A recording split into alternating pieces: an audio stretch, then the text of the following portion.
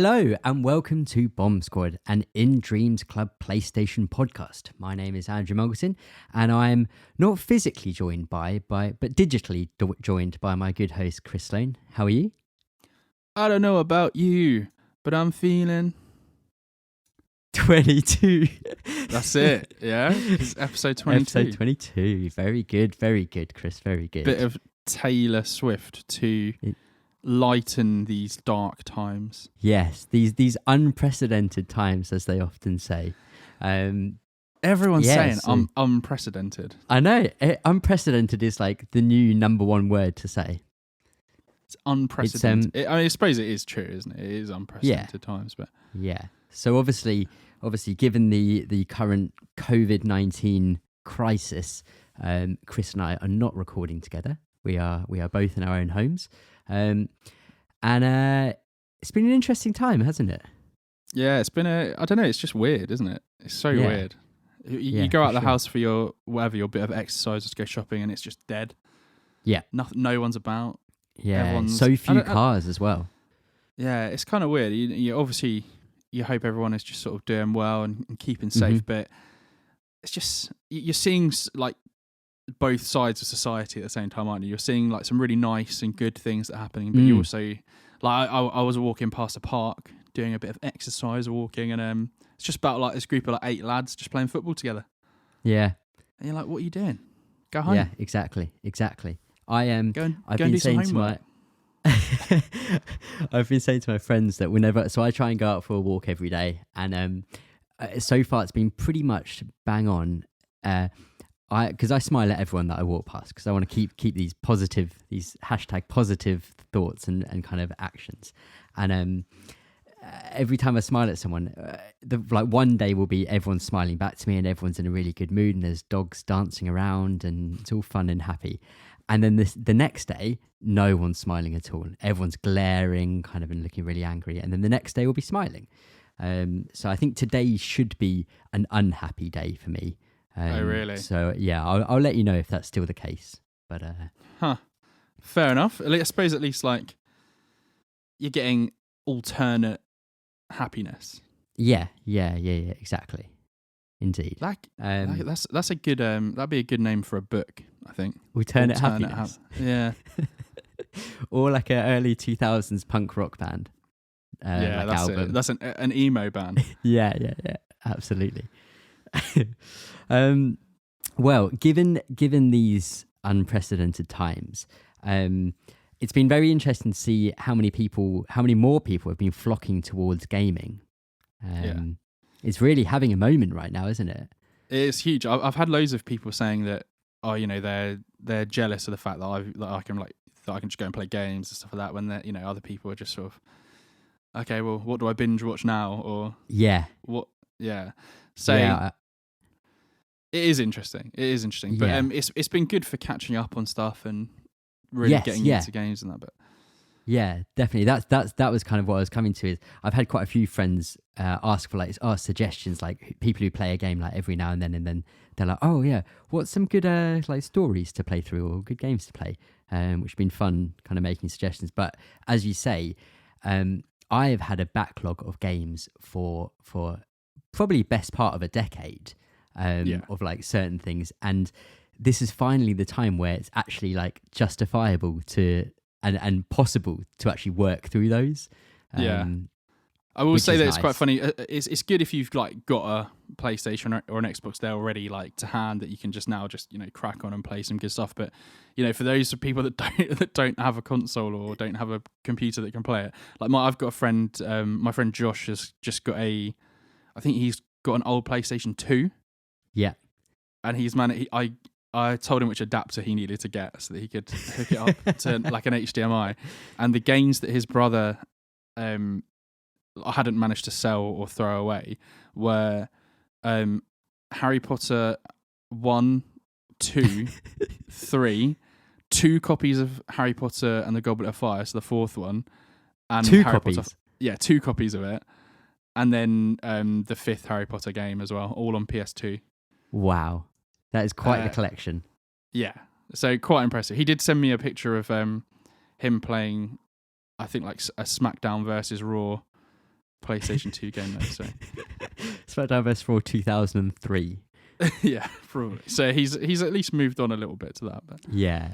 I the people that I feel most sorry for in terms of games consoles right now is like my friend Andrew. He's currently only got a and my other friend Adam. They've only got PS3s at the respective places they're at, and PS1 and 2. Like I can feel like nostalgic for doing that, but I don't think I could. I can't imagine using a PS3. One, the controller, and two, it's just a PS2 controller anyway, but the controller and also just like the interface of the PS3. I just remember by the end of it, it was like I hated using it because it was so slow and all over the place. Yeah, that's true. But you've got to do what you've got to do, and you've got to work with what you've got. So, but yeah, so what's something that you've been catching up on then while you have the time this time? Yeah, absolutely. So I have finally finished Red Dead Redemption 2. It's taken me a year and a half to basically play it, but I did manage to smash out the rest of that. And my thoughts are all over the place on it, absolutely all over the place. But I will say that in terms of like the positives for it, there's a moment, without spoiling anything, there's a moment where kind of a realization comes to your main character. And you realize something about the main character, and from then on, I was very, very impressed with the character building and the general story at that point until the end. It's surprising that it's Rockstar, isn't it? Really? Yeah, absolutely. I think it's like up there with like really, really good stories and characters in gaming. As you say, it's especially surprising coming from Rockstar with how, I'd maybe go as far as saying like how kind of nuanced it is and how kind of interesting it is, and not like tongue in cheek the whole time. It's pretty serious, which is nice to see, and genuinely really compelling. Throughout that moment, for me at least, from that moment to the end of the story, was really, really great. And it's such an incredible world as well that they've created. It really is a labour of love in terms of how detailed it is, for sure. So I'm glad to have finished that and got that off my list. And what else have I played? I've been recently playing a bit of Don't Starve together with friends, which has been quite fun. And the main other thing then is Doom Eternal.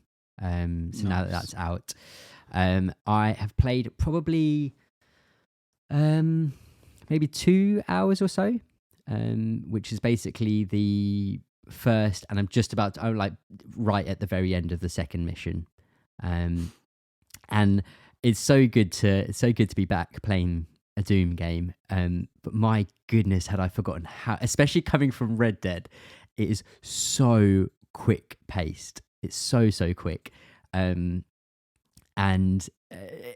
it's also like, I don't remember Doom 2016 being like really hard, but I feel like this is like really hard. I've a lot of the reviews I've been looking at are saying that it's just like they've really turned it up like loads.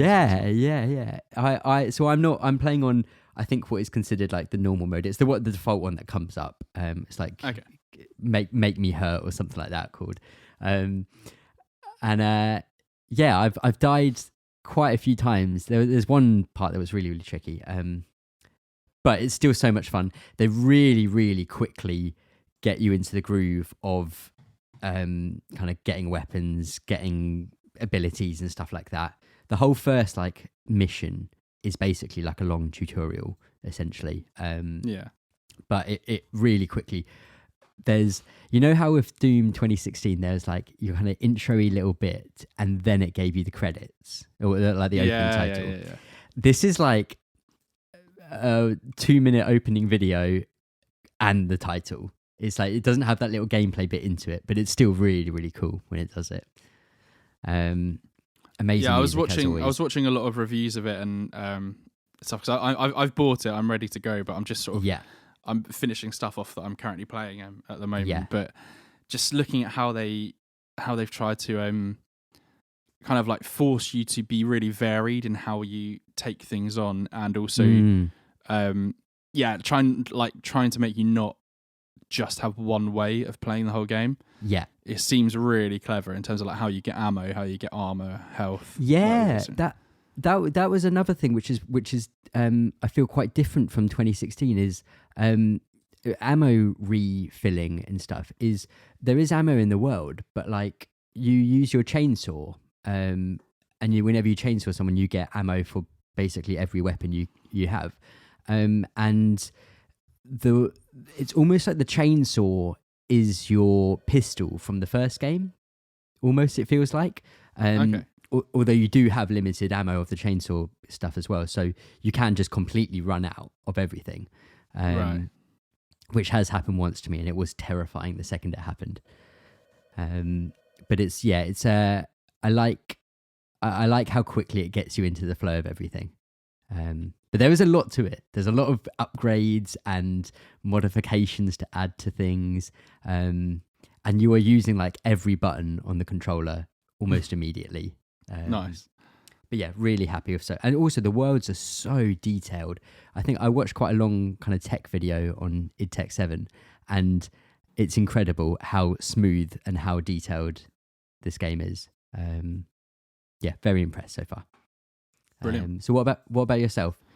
I've got a few different things that I've been playing really. First one, I jumped into Shadow of the Colossus because I never really played it. I've obviously watched you play it and seen your seen me bite a controller. Yeah, seen you bite a controller and chuck it across the room. But I thought I'd give that a go, seeing as got enough time. So I think I've done 10. Nice. Of I think there's 16. Yeah. The Colossus. The Colossi. The Colossi. And yeah, really enjoying it. There's points where, the feeling of actually finally defeating them is just so good, especially when you've been like struggling a bit. But then there's parts of it that just you go, oh my goodness, I wish this didn't have to be quite as frustrating as it was in terms of like how you play it. Yeah. Like for example, I think the second or the third Colossi, you have to swim through this lake and then walk up this stone, this sort of curved stone thing. Jump off the end of it, then shimmy round, jump on, so you get to the top to this platform where the Colossi is. And that the jump and then to catch onto the ledge you have to took me, I don't know, probably like 10 tries at least. Yeah. And in the end, I had to like, I went onto Google and I was like, what am I doing wrong? Like how how am I not catching? Because you jump and then obviously you have the climb mechanic where you hold R2 to cling on to something. And so I was like jumping, holding that, nothing. And it's like you have to jump in this very specific way to get to it. But I was like, oh my goodness, because if you don't make the jump, you drop down back into the lake, which is quite far from where you can then run back up to jump. And the swimming is ridiculously slow. There's like no way to speed it up. And so I was like, probably for a good like half an hour, just sort of raging to myself, thinking, why does it have to be this way? But, yeah. Also, like that horse, man. Yeah. I've given Roach a hard a hard time, but aggro is giving me aggro, and the thing is, I know that he dies later, or like appears to die, and I'm actually kind of like looking forward to it. Yeah, looking forward to that moment for sure. But yeah, there's and like when you finally get something right and that music swells when you're climbing up the Colossus, it's so good, so yeah, good. Those Team Ico games are so strange in, I feel like, how they build like an atmosphere and through music and visuals and stuff. It's like it almost feels kind of like I feel like a kid's fairy tale kind of like that gives me the same kind of nostalgic feeling as though them. Yeah. But they are, very atmospheric and kind of interesting in that way. But it does they control in such a specific manner as well. Yeah. It's so different than everything else. It does make me quite tempted to play Last Guardian though. Yeah. Because I'm enjoying it. Just want to see what the sort of like modern take on that like control would look like. Yeah, so I've only played like maybe half an hour of it, and I'm pretty sure it's like pretty much identical. There's not much modernizing. But so I've made a list of things I want to try and get done whilst we're in our lockdown and things like that, and that's on my list to get back and play through The Last Guardian. Also, if you've ever played Shadow of the Colossus or just know a bit about the game, just go onto YouTube and type in like Shadow of the Colossus speed run, and my gosh, the if you've played any of them, and once you get past sort of like 4 or 5 of the Colossus that are really just like tutorials in a way, once you get past them, they do it does get quite a bit more difficult. You really got to think about what you're doing, and then watching someone beat a Colossus that took me. It actually tells you when you save. It tells you how long each one takes you. Oh, really? To kill. It's from the cutscene of them coming into when they die. It tells you how long, and like the first few it will take you like 3, 4, 5 minutes.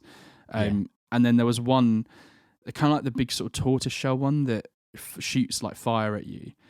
Where you basically got to like shoot its foot and make it flip over. Oh no, you've got to get it onto like the big geysers.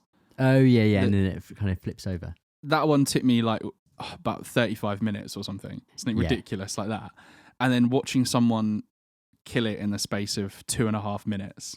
Yeah, it's just ridiculous, just absolutely ridiculous, but incredible. So yeah, if you're interested in that game, like just go on YouTube, type in speed run Shadow of the Colossus. Incredible. Yeah, and you're playing on the like remaster, isn't it? Yeah, the Blue Point remaster. Yeah, really nice looking game. Oh yeah. Definitely, like really looks beautiful. And is there anything else that you're? Is there anything else you're playing? Or? No, I think that's all. So it was just finishing off Red Dead and then just starting at Doom Eternal. Cool. Well, the one that I've played an outrageous amount of since spin off is Dragonquest XI.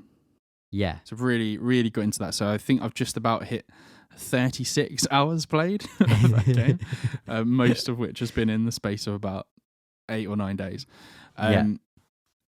Really, really enjoying it. Proper old school, turn-based JRPG.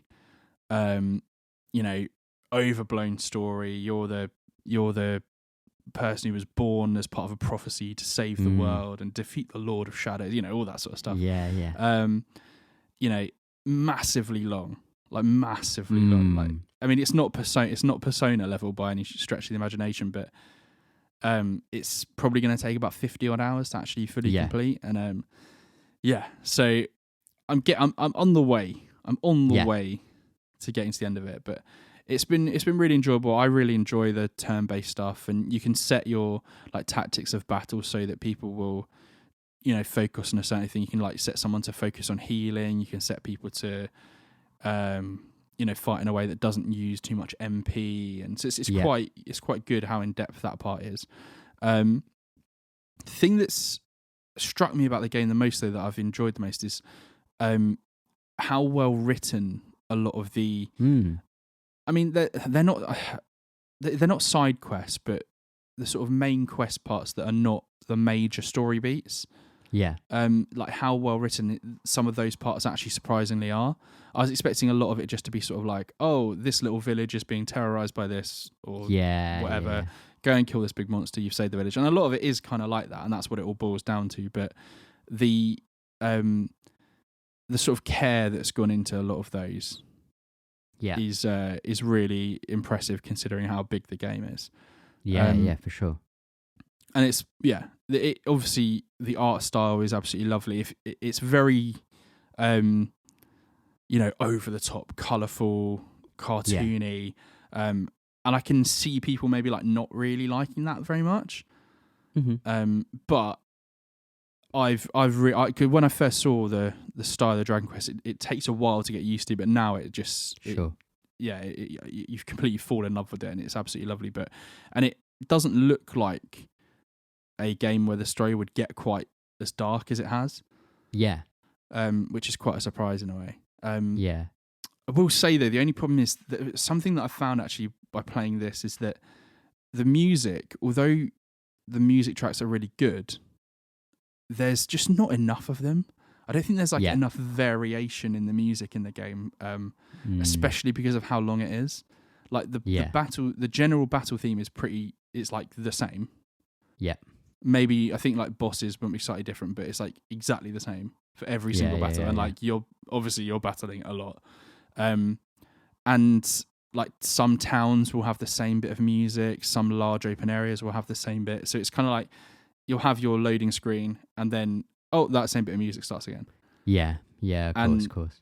When you get past sort of like, I don't know, 25, 30 hours in a game and you're hearing that same bit of music for like the 300th time, you're sort of, it gets a point where you're like, okay, it would have been cool to have a little bit more, a little bit of a difference somewhere. Yeah, for sure. But really, really cool game. It's especially like now while you're just sort of locked up and you can't go anywhere. Yeah. It's been a really good one. It's the best. As you say, it's a good one to kind of play through, and it's also a good one because I imagine it's the kind of game where normally in normal life, like it would take like 6 months to a year to like get through the whole thing because you can only put a little bit of time towards it each kind of weekend or weekday or something. So it would take an absolute age to normally get through it. But it's nice as well with, at least from what I've seen, it seems very much like most kind of role-playing games have evolved and changed into like what you would consider like maybe like a modern role-playing game, whereas this at least from what I've seen and what I know is it's quite like classic in the way it comes at everything. And there's obviously still a place for that, so it's good to see that still existing, as it were, because I think a lot of the normal franchises are kind of going to a more like more action oriented or shorter stories and things like that. So it's good to see someone still doing it. It's good how it it's kind of kept to the core of the traditional style of like turn-based combat and that, but it's very, because obviously last time we talked about the Final Fantasy VII remake demo, and it's very interesting how different the combat is between those two, because this is very, very simple. You have your attack, you have abilities, you have spells, you have items that you can use on your turn. That's kind of it, and then there's certain other bits as well, like pep powers and stuff like that are like special, like kind of like limit breaky sort of things. Sure. And it's interesting going from one to the other to see how one thing has developed itself over time and is using a mixture of modern and new, and then how one is like, no, this is how we do it. Yeah. And how both have their positives for sure. And I think it's nice to be able, for example, it's nice with Dragon Quest to be able to sit here, play it for a few hours, and actually you can just sort of put the controller down. I can be looking what's going on Twitter. I can be doing this and saying, I can just go and grind for a bit, listen to some music, not really bother like engaging too much. Whereas with like the Final Fantasy VII remake demo, no, you've got to be there and present the whole time. Which can be a positive and a negative, I guess, for both. But it's quite nice, especially with the lockdown. It's quite nice to be able to like chill out a little bit with it. Yeah, for sure. Because it's obviously a time where you can catch up on intense kind of story related stuff, but also it's a time where you do want to kind of switch off your mind, whereas you would normally be able to switch off in a different way. This is kind of one way of doing that. Yeah. And it's just good to see. It's good to see at least there is still a traditional version of that style of game around. I think especially when your game is like 50 hours minimum, that I think there's an expectation that you should be able to switch off your mind for a chunk of that, because trying to stay engaged, like 100% engaged for that length of game is kind of draining at times. Yeah, definitely. I am very much looking forward to being able to get in and like beat Doom in like 12 hours or something. Yeah, exactly. Back to a normal length kind of game, as it were. Yeah. Excellent. Was there anything else that you've got through, or was it? I've played like. I know you've got your ongoing Final Fantasy kind of thing. I am. I did finish another Final Fantasy a few days ago on the Vita and that. But I'll tell you what, did have my Vita, the shoulder button, my R shoulder button. Yeah. Every now and then it's starting to stick a little bit. Getting a bit worried about it. I got to be honest. I was looking at. Do you know what? I was looking at how much like the white PlayStation Vitas are. Yeah. They're expensive. Can you get them in our design with the OLED screen, or are they the newer version? I don't think you can get them with the OLED. With the LCD screens. Yeah, so I don't know. It's one of those where I was like, "Ooh, how fun would that be if I just bought a new PlayStation Vita?" But yeah, so I was getting a little bit worried about it. I tell you what, I've actually played a few other things as well, but I'll just be really quick. I spammed a load of cheap platinum trophies. Yes, because I'm a bad person. What did I do? I did the Mayo one. Yeah, where you just click on some Mayo. There's also if anyone is wanting to just get honestly, this platinum is disgusting. Like My Name is Mayo platinum is disgusting. But there's a game called Slide, which is SLYDE. Okay. And what it is like those sliding picture puzzles. Yeah. Yeah, it's those, right? But what you do is you find a specific one, and if you complete one of them in a certain time, it just unlocks the platinum. And you can literally just find a specific thing online and you just do it and it unlocks. You literally just go like, oh, silver, gold, platinum. So that was pretty. So yeah, if anyone fancies doing that to get made up internet points, then you can do that. Unbelievable. The other thing that I played was Twin Breaker. Oh yeah. The Sacred Symbols. So the PlayStation podcast Sacred Symbols. They put out a game called a brick breaker game called Twin Breaker, and played it for a couple of hours. Really, really fun.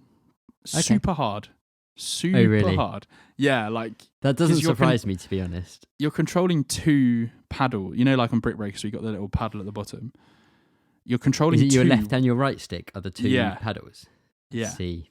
And it is, and there gets a point though, because you start off with like 2, and you get your mind around that, and that's pretty difficult. Then you get 4.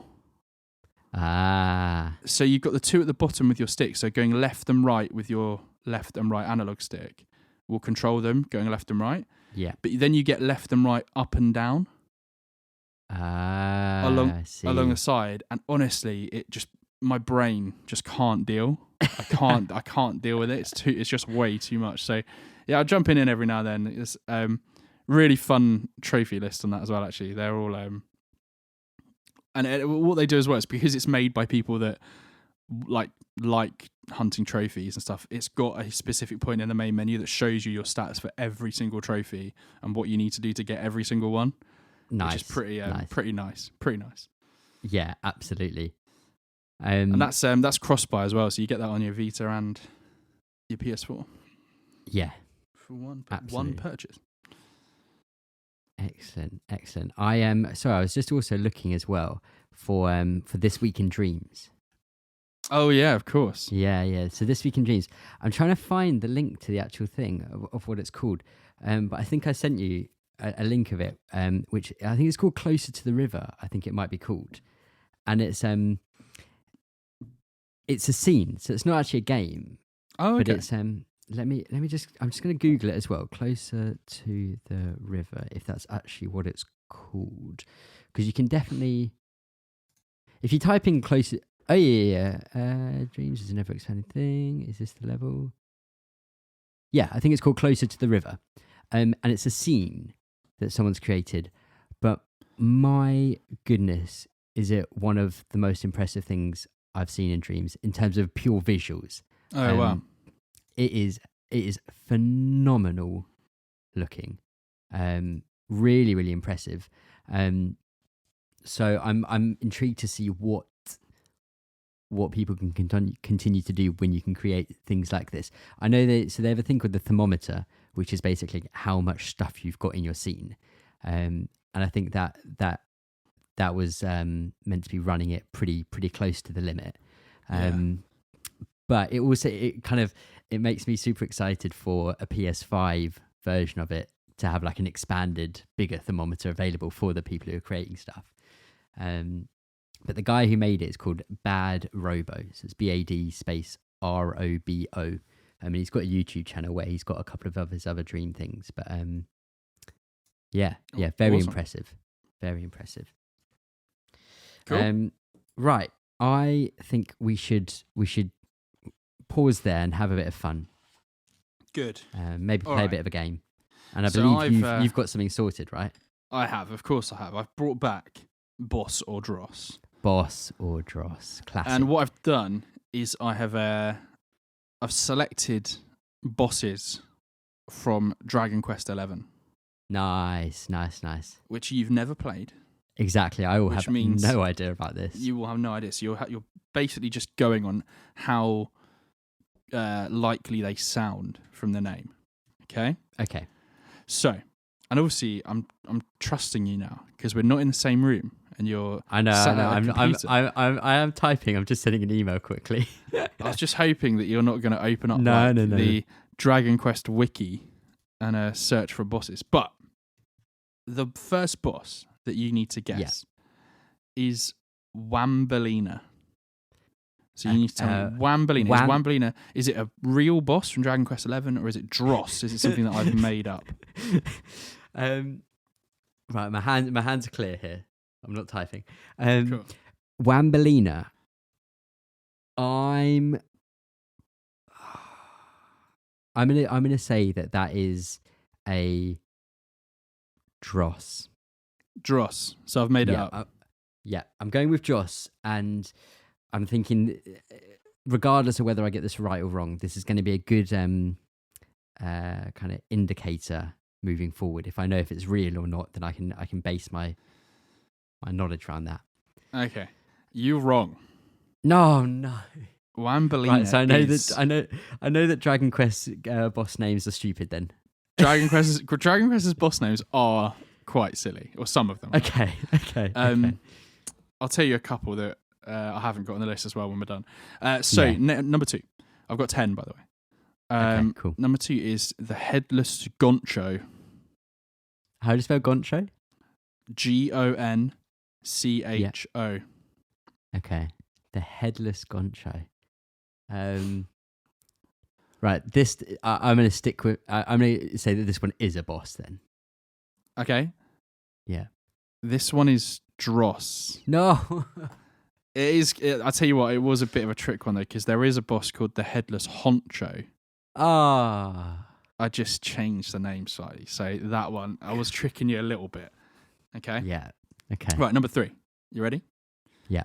Number 3 is Hendrik. Sorry. Hendrik. Hendrik. Hendrik.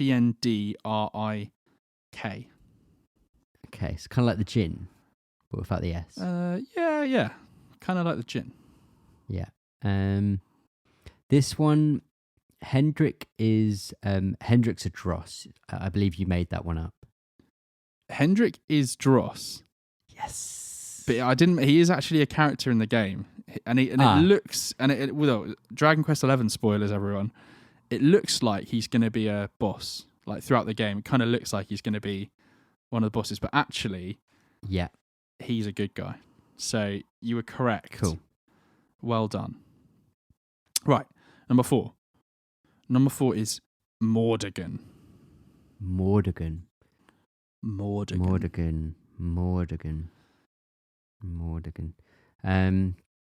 I'm going with a boss. Boss? Yeah. Sounds evil.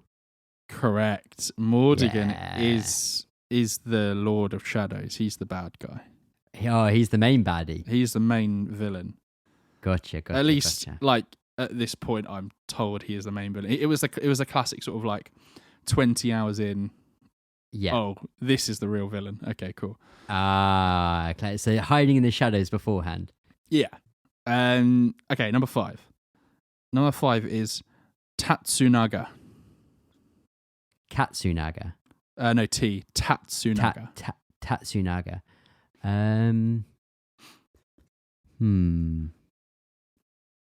Tatsunaga. I'm gonna say that is a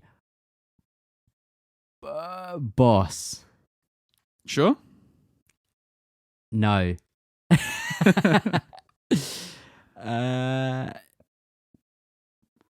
Yes, I'm gonna stick with boss. You're correct. It is a boss. Excellent. He's actually he's where I'm up to. He's the most recent. I beat him earlier today. Twice. Okay. Technically. Perfect. You had to beat him twice.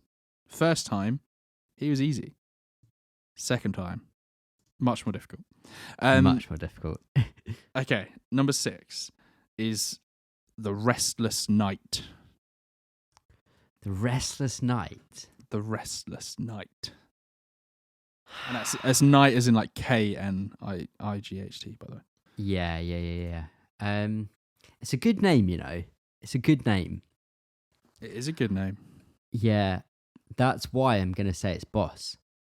Because it's not a silly name. But sometimes their names are silly. No, sorry, I meant I'm going to say Dross. Oh, you meant Dross? Yeah, I meant Dross. It's not silly enough. No, exactly. Okay, it is actually a boss. Oh, no. They went serious for once. Yeah, it's quite a good boss, actually. Yeah. That one. But a lot of spoilers. I So. I would be disappointed if the Restless Knight was not a good boss. Because it sounds like a good boss. No, it is. I mean, the fight's not that interesting. Okay. But the character. Yeah. Okay, number 7. Number 7 is Baron Burp.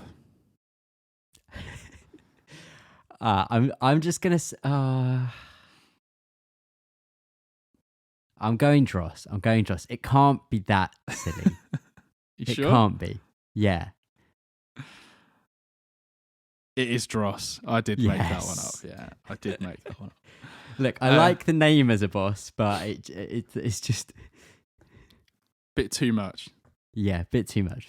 I think there should be I'm gonna after we're done on this, I'm gonna Google Baron Burp and see if anything, if that is a boss anywhere in any media ever. Yeah. Number 8 is the Mega Slime. The Mega Slime. Yeah. I like the Mega Slime. I think that can be a boss. Yeah, because like slimes are quite a big Dragonquest thing. You know the blue slime. Is it the little blue thing? Yeah. Yeah, those are slimes. Yeah. So the Mega Slime is the big boss that you have to defeat of those things. I made it up. I think you're playing on my very small knowledge of the game, in that I know that there are slime things. I am. Yeah, I'm sorry. I think there is a king slime. Oh god, I knew it was that. Yeah, I just got my pronouns mixed up. Yeah, is that a pronoun? I don't know. Maybe. Anyway, number 9. Number 9 is the Slayer of the Sands. No, it's too cool sounding. Too cool. Dross. The Slayer of the Sands is actually a boss. Oh, flip sake. It's quite an early one. I think it's like a big sort of crustacean looking thing. Did you say it's quite early? Yeah. That's why I didn't know it, because I've only played from 60 hours onwards. So if you've played 60 hours onwards, you'll know of boss number 10. Yeah. $1 Million Briny. Oh, come on. $1 Million Briny. I'm going to say that is 100% guaranteed to be a boss. A boss? And if it is, I'm going to be so disappointed in Dragon Quest. It's Dross. I made it. Oh, good. It's redeemed itself by not having a boss called that. There is. Oh, I didn't. Oh, I had the list up. I don't have it up anymore. There is a boss called Dory Ann Gray though, and stuff like that. Though. So there's it's quite some. There are some silly names. You got 5 out of 10. Yeah, that's not very good. 50%. Well, yeah, it's all right. You've never played it. Yeah. What in schooling? What would I get for 50%? Is that a D? Well, they don't have letters anymore. It's all numbers now. Fine. Forget it. I don't want to deal with. You don't want to know. No, I don't. I think you probably got a D. Yeah. I think nowadays that might be like might got like a 4. Okay. Which is all right. That's all right. That's all right. Not bad. That's exactly what it is. All right. Excellent. Well, thank you very much for that. Now, the next thing I had is just a couple of bits of news, because obviously we have been away for a couple of weeks and quite a lot has happened. But the biggest thing is the PlayStation 5 had like a technical reveal. So Sony were meant to be doing a GDC, which is Game Developers Conference talk. So instead, they basically released it as like a YouTube kind of online conference video. I think a lot of people went in and they probably didn't help themselves with the way they kind of said, oh, come and join Mark Cerny for a deep dive of the PS5. I think a lot of people would have expected that to be like, oh, right, you're going to do what Microsoft's done, like showing off the console and stuff like that. But actually, this was like meant for developers about how this console is going to work, like the real nitty-gritty geeky details. So I think it was probably quite an underwhelming and disappointing and boring thing to watch for most consumers, but I found it quite interesting. But the reason why I don't think we can really talk about that much about it is because it is basically just numbers at this stage. I think when we see some games being played, kind of shown off on it, when we see the box, we maybe get a more substantial release date or price kind of with it. That's where I think we can really start discussing it. But I did want to just touch on it a little bit because obviously it is the technical reveal / announcement. So there's been a lot of leaks and rumors in the lead up to this, which I've kind of semi-followed on Digital Foundry, because they've been kind of going through and kind of making up kind of dummy PCs that correspond to those equivalent leaked specs and stuff. And it's pretty in line with the rumors. I'm not going to go into kind of what it is with this like 8-core processor and stuff like that, but generally speaking, this is a really big step up from PS4 and PS4 Pro. It's not quite as kind of balls to the walls impressive numbers as the Xbox Series X. They definitely do have, in terms of the graphics and processor side of things, they've got that one in a sense. But there's a lot of other things that the PlayStation 5 is seemingly doing. With they mentioned about the SSD. So I think you've got it's something like 865 gigabytes, which there are reasons for why it's not an actual terabyte, but that's your actual usable space you're going to have on it. So normally, kind of space is taking up your system, your OS and stuff like that as well. So this should be usable. But one of the things which I wanted to touch upon this, because I don't see it talked about that much, is with this SSD. So one thing is that it's just outrageously fast, like faster than basically anything that exists in the consumer PC world, but by quite a stretch as well. And one concern I think a lot of people had moving into this is about the hard drive size, and with games getting so big nowadays, because like Red Dead I think is like 120 gigabytes or something like that, and quite often games go past the 100 gigabyte mark, and one of the reasons for this is that often like assets in a game have to be like quadrupled up, because basically on a spinning hard disk, which is what's in all of our PlayStation 4s and Xboxes. The disk needs to spin up, and then a little kind of head tracks across it and finds the information on it.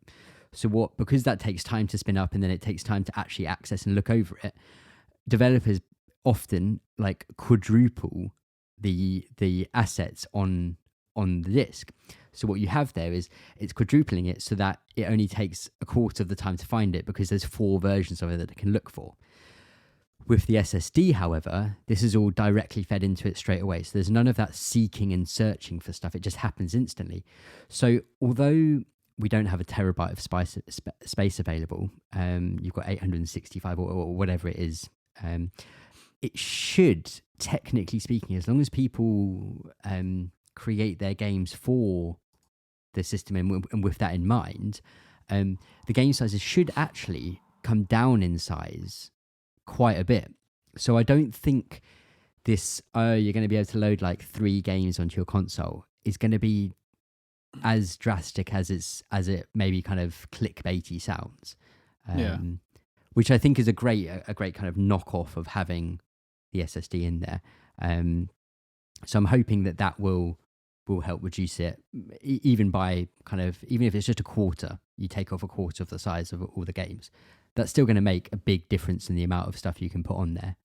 I think as well though, like obviously I watched the Mark Cerny thing, and I found it like quite interesting. I wasn't obviously as super into it as I think you were, but I was still left a little bit like, I was kind of hoping. I kind of knew we weren't going to see the box because it wasn't. It was hyped up. It wasn't but built it wasn't as that. It wasn't built up quite as much as that. But I think it would have been cool to see some of the stuff he was saying. Like he was saying, yes, the load times of games are just gone. Like the SSD is just going to absolutely smack. You're not going to have this, loading screen. You're not going to have this loading here, this load, like the bits in God of War where you have to, crawl under a bit of cave so it can load up a bit around you. That's gone. That's not going to happen anymore. But it would have been cool to see that, or have something ready, like a tech demo, instead of just explaining it at us.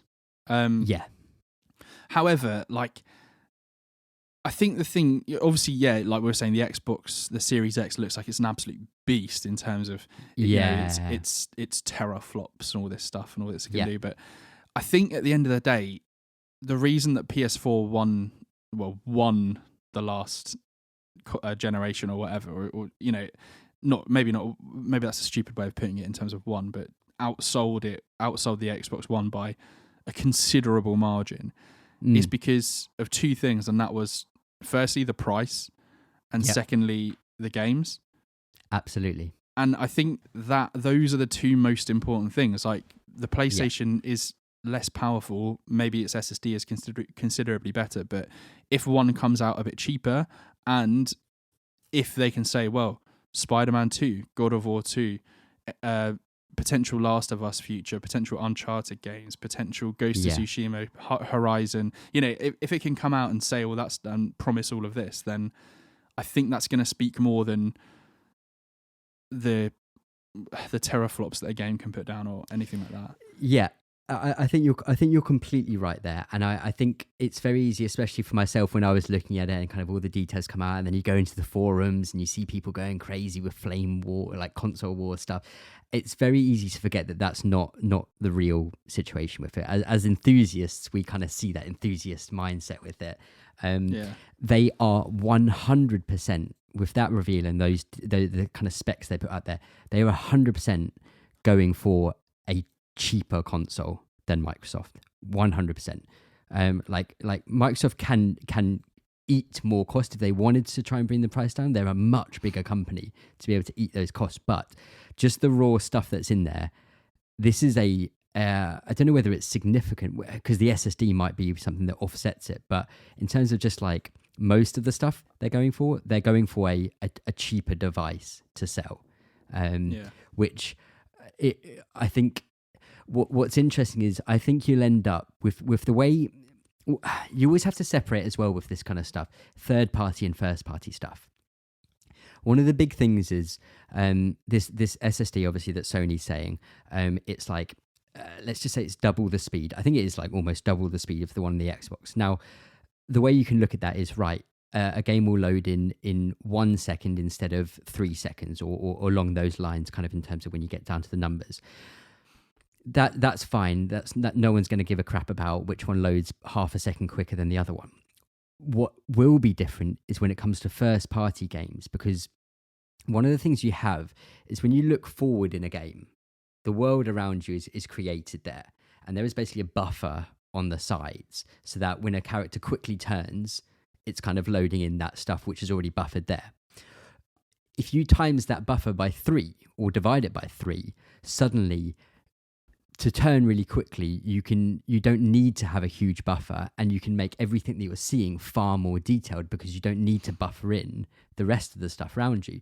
So although your game may load in 1 second compared to 3, having something accessible 3 times quicker for the rest of the game inside it could be a huge difference to how visually impressive something looks in the game.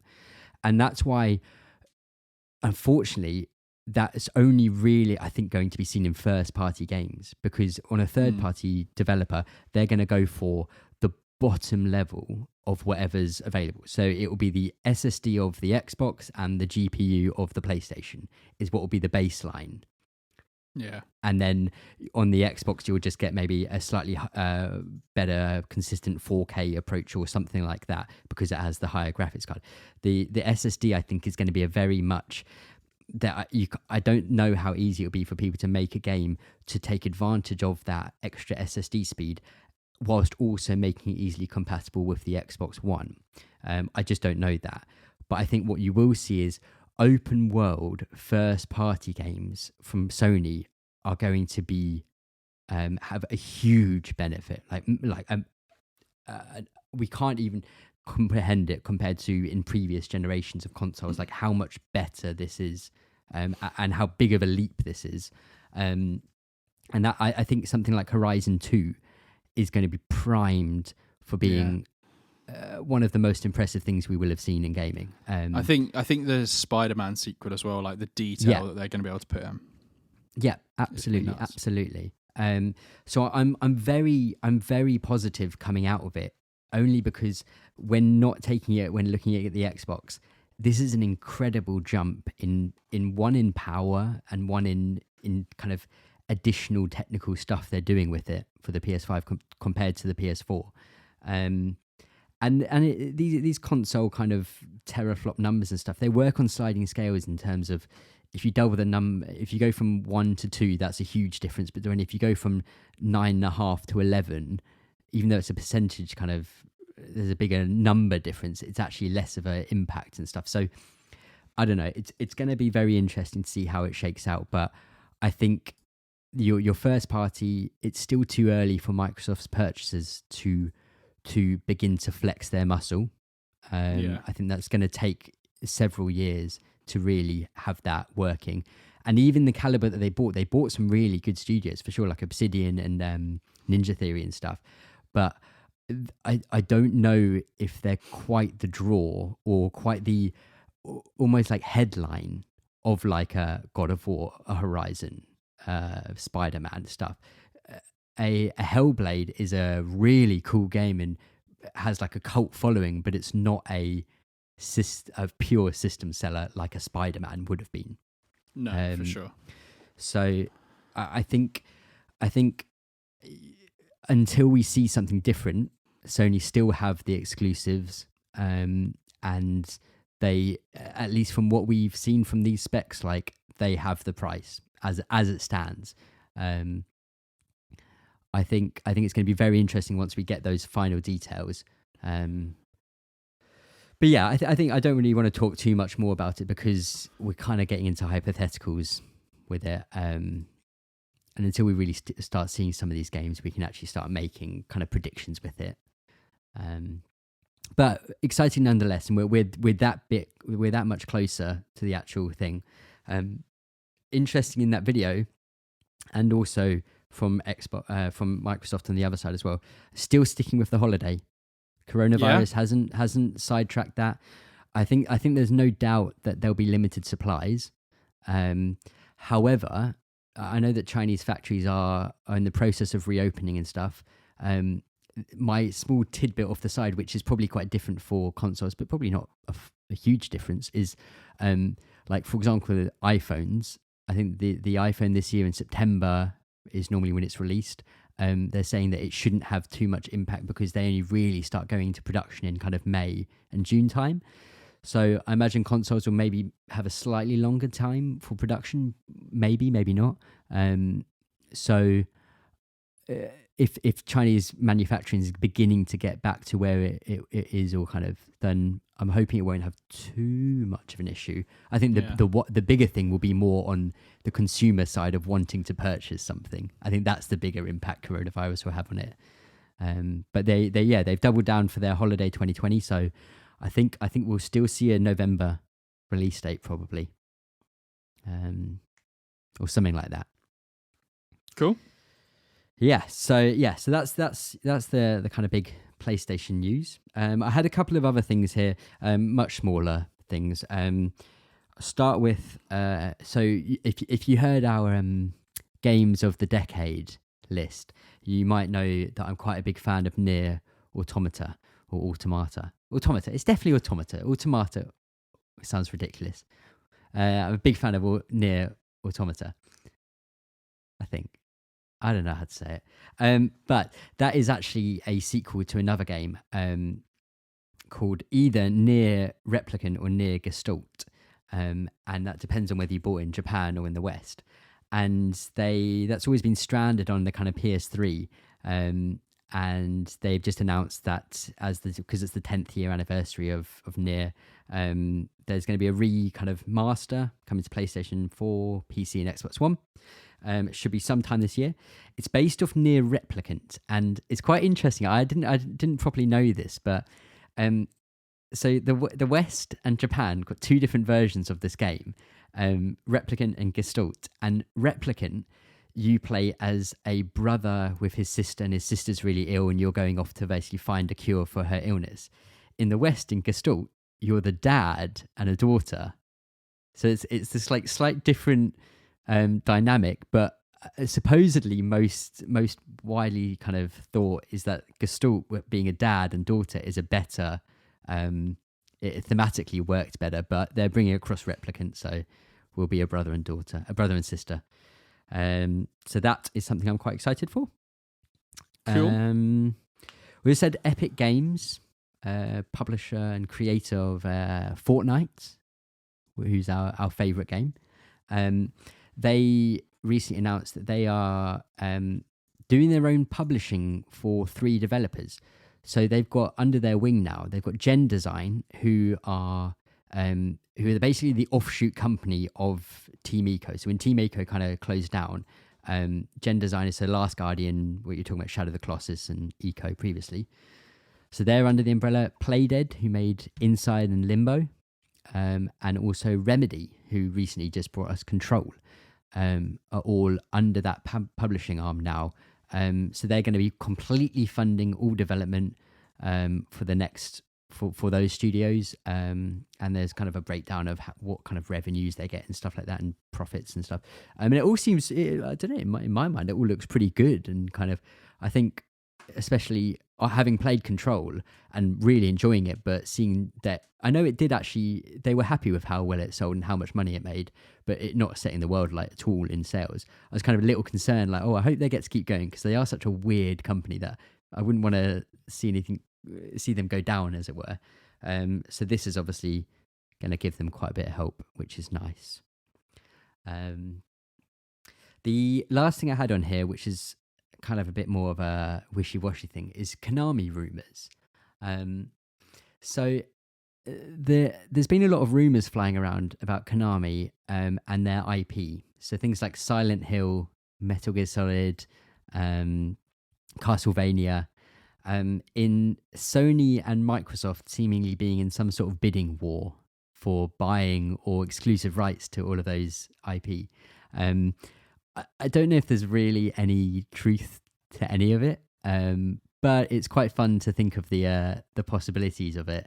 And I know that there was something about with Sony kind of wanting to buy all of the IP, so owning Castlevania, Silent Hill, and Metal Gear Solid, and then there being something about an internal team remaking Metal Gear Solid 1 for current consoles and stuff. Which just the second anyone says something like that, I can't help but get a bit excited.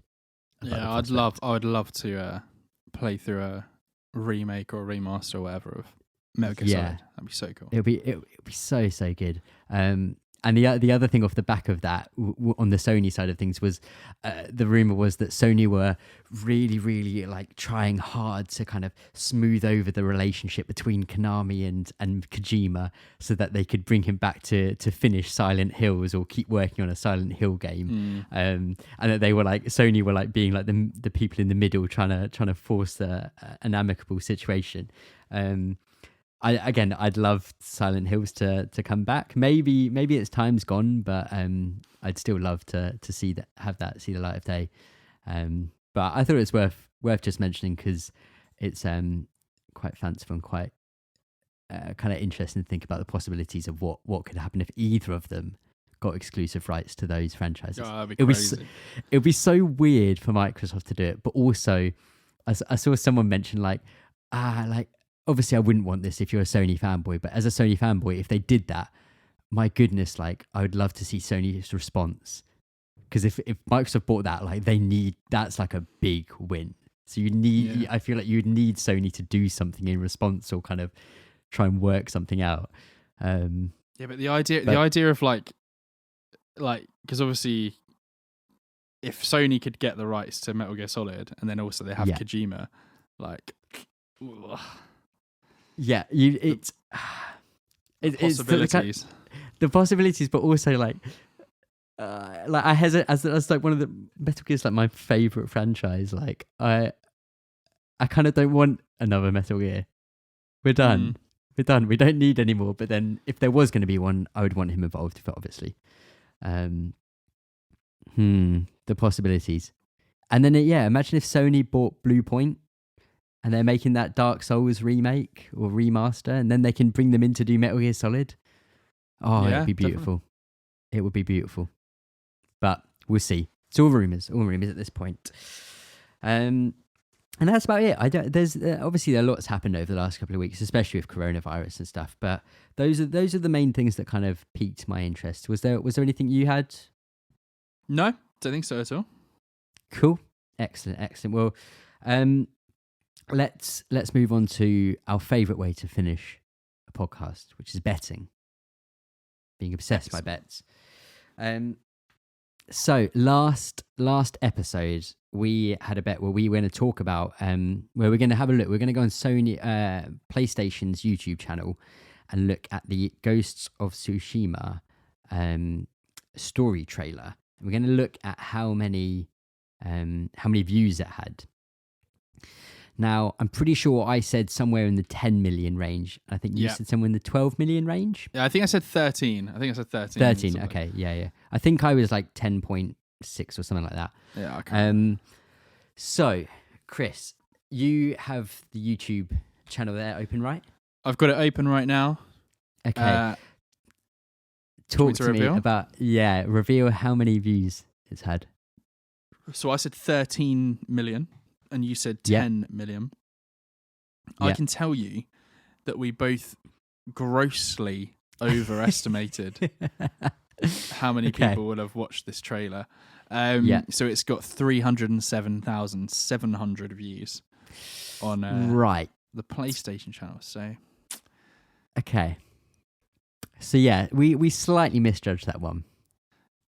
Slightly overestimation there. We the PlayStation YouTube channel has 9.74 million overestimated, not under subscribers. Overestimated. Yeah. So it was unlikely, I think. So like the gameplay demos, the gameplay debut at the E3 2018's got 4.4 million views. Shows the power of E3. Oh, we didn't even talk about E3 being cancelled. Yeah. I mean, everything's cancelled, so... Exactly. You're right. We've talked about it now. So if I'm right in thinking, though, it does mean that I won the bet. It does mean you won the bet. So it means 10 more points go to Gryffindor.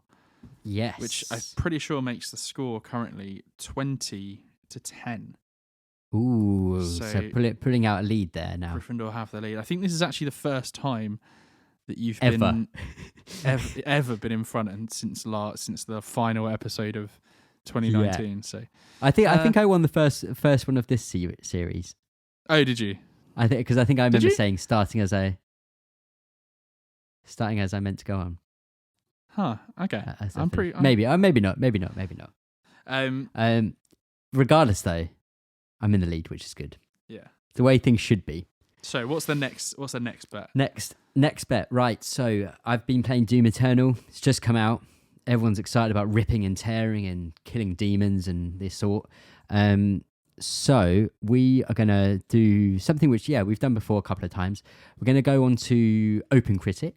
We're going to look at we're going to click on the game on PS4, and we're going to look at the first review that's there, load that up, and then we're going to do Alt F4. No, not Alt F4, Command F. I don't know what I'm saying anymore. I've lost the plot. Command F, and we're going to count how many times the word hell is in the review. Yeah. How many times hell, including subtitle and title, and like picture quote, like description, captions. Yeah, captions. Yeah. How many times the word hell is said? I will kick things off by saying that I think there will be 6 mentions of hell, and I've picked that because of the old 666 in it. Oh, nice. See, I've been thinking about this for a while, and I was going to go with 8. Okay. But I'm kind of thinking that maybe I should go 7. I like 7. You can just be holy.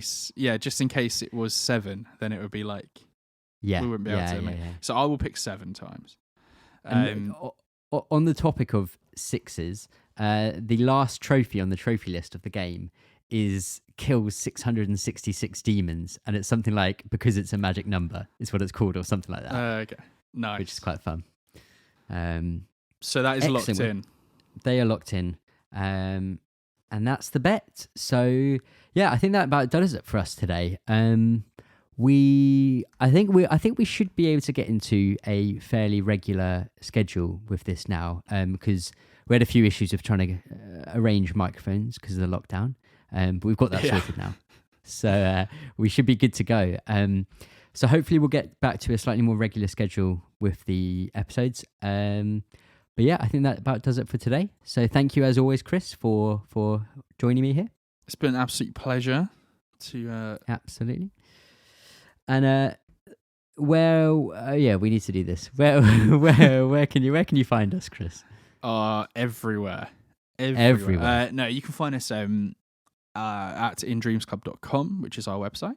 You can find us on Twitter at InDreamsClub. You can find us on Byte at InDreamsClub, where I post bites. I posted a bite the other day of me on a walk.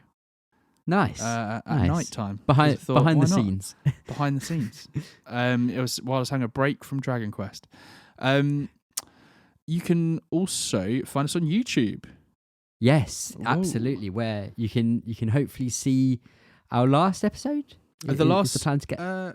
So episodes 20 and 21 are hopefully 21's not live yet, but will be fairly soon with video. And this episode will have a video up, but it won't be of us. There will be other stuff. Of in course, because we can't be present with each other. Yeah, and I'm also uploading the old episodes. Currently, episodes 1, 2, and 3 of Bomb Squad are live on the YouTubes. So if you want to just binge a podcast, binge the show, listen to all of them, just have it on YouTube open. Then listen to us starting out in our kind of infantile way. I listened to episode 21 before I put it live yesterday, and then I went back and because Spotify, I was listening on Spotify, and Spotify automatically put me back on episode 1, and I listened to the beginning of it, and it is quite. I feel like we've come a fairly long way in the last 21 episodes. So good. I'd expect that, but I'm looking forward to see where we are at 50. Ooh. Yeah, we'll get there. We'll get there. But as always, thank you very much for listening. Also, and I hope you have a lovely rest of your day. You stay safe and you stay inside. Stay inside. Stay inside. Save the NHS. Save yourself or whatever it is. And try and enjoy these unprecedented times. Play some games. Work through your back catalogue, and keep chatting to each other as well. So yeah. Thanks, and see you soon. Bye.